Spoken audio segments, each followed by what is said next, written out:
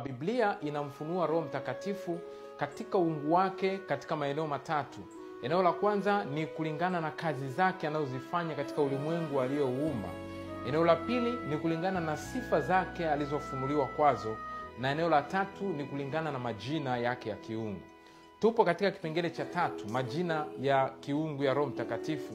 Na majina ya kiungu ya Roho Mtakatifu tuliangalia pia yamegawanywa katika maeneo matatu ya msingi. Eneo la kwanza, tunatambua Roho Mtakatifu kulingana na majina yanayomweleza kwa kazi anayoifanya kwa maisha ya muumini.